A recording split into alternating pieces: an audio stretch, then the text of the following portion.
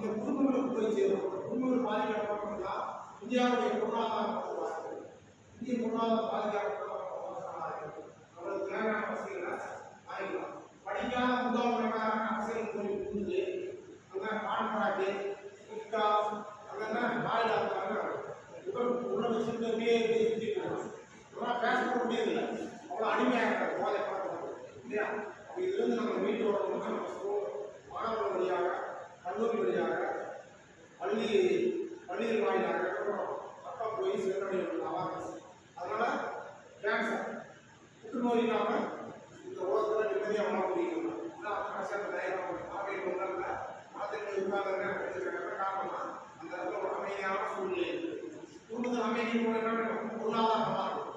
பொருளாதாரமாக இருந்தால் அந்த குடும்பம் நடக்கும். பொருளாதாரம் வாழ்வாதாரம் பொருளாதாரம் ரெண்டு மாதிரி இருந்ததுனால நோய் நடக்கும். அப்போ நோய் இல்லாமல் வாழ்க்கை என்ன பண்ணணும்?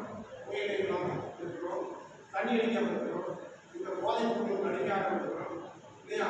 நம்ம எல்லா விஷயமும் அடிக்காக காரணம் நம்ம மனசு வலிக்குது. அதனால் நம்ம என்ன பண்ணுறோம்? அந்த மனசு வலிக்கிறதுக்காக ஒரு தவறான முடிவு எடுத்துட்டு தவறான வழிக்கு சென்று நம்ம என்ன பண்ணுறோம்? நம்ம குடும்பத்தையும் அழைச்சிடுறோம். ஒரு தனி மனிதன் இருக்கிறான்னா அந்த குடும்பமே பாதிக்கும். தனி மனிதன் இருக்கிறான்னா அவருடைய மனநிலை தனி மனிதன் ஒழுக்க வேண்டும். தனி மனிதன் ஒழுக்க வேண்டும் என்ன பண்ணுறோம்? சிந்தனைகள்னா நல்லா சிறப்பான சிந்தனை இருக்கணும், சிறப்பான மனநிலையோடு இருக்கணும்.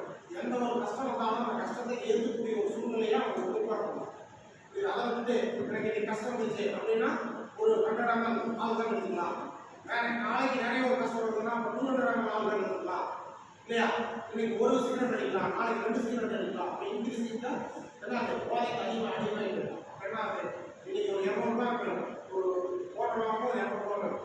அப்படி நாளைக்கு 2 6 அப்படி ஆயிடுச்சுன்னா அவனாலையும் இல்லாமல் கொடுத்து அடித்து பொருளாதார சீர்கேடு வரணும். ஏன்னா அவங்க குடும்பம் அழியுது. குடும்பம் அழிவுனால ஒரு நாட்டுக்கே பிரச்சனை இல்லையா? அதனால நோய் இல்லாமல் வாழ்வு இல்லையா? கலந்துருக்காங்க. நோய் இல்லாமல் வரணும், சுகமான வாழ்க்கை இருக்கணும், உண்மையான வாழ்க்கை இருக்கணும். அதுக்காக என்ன பண்ணுறோம்? அம்மா இருக்கக்கூடிய ஸ்கூல் வழியாக அந்த அவேர்னஸ் போய் சேரணும். இன்னைக்கு ஓல்டு ஃபுல்லாகவே நோ பர்த்டே சொல்லியிருக்கோம். சரிங்களா? உங்களோட சந்தேகங்களாக இருந்தால் கேளுங்க. உங்களுக்குள்ளேயே நீங்கள் என்ன பண்ணுறீங்க? உங்களோட டிஸ்கஸ் வச்சிங்கன்னா ஒரு ஆள் போய் ஒவ்வொரு குடும்பத்தில் இப்போ நீங்கள் 60 பேர் இருக்கீங்கன்னா அந்த 60 பேருடைய குடும்பங்கள் நல்லா இருந்துச்சுன்னா என்ன ஆகும்? தமிழ்நாடு இருந்தால் ஏன்னா 60 ஸ்டேட்டு இந்த 60 டிஸ்ட்ரிக்ட் போய் சேர்க்கணும். 60 டிஸ்ட்ரிக்ட் போகிற பிரகாரம் நீங்கள் பிடிக்கணும்னு பார்த்தா என்ன ஆகுது? போக மாட்டோம், இன்னும் பிடிக்காதோம் அப்படின்னு சொல்லிட்டு சரியா? அந்த மாதிரி ஒரு அவேர்னஸ் கிரியேட் பண்ண உங்கள் ஜென்ரேஷன் வந்து இந்த கேன்சர் ஒழியும், புற்றுநோயானது ஒழியும்.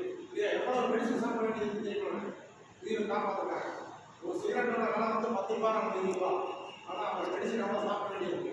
அந்த குடும்பம் சீரழிவு, அந்த குழந்தைகள்லாம் போய் வேலைக்கு போகணும், அந்த குடும்பத்தில் அந்த குடும்ப தலைவிக்கு எல்லாம் பாடுபடுறது இல்லையா? பொருளாதார ரொம்ப பாதிக்கும். அதனால தான் இந்த அவேர்னஸ் கவர்மெண்ட் வந்து ஸ்டூடெண்ட் வழியாக முடிஞ்சு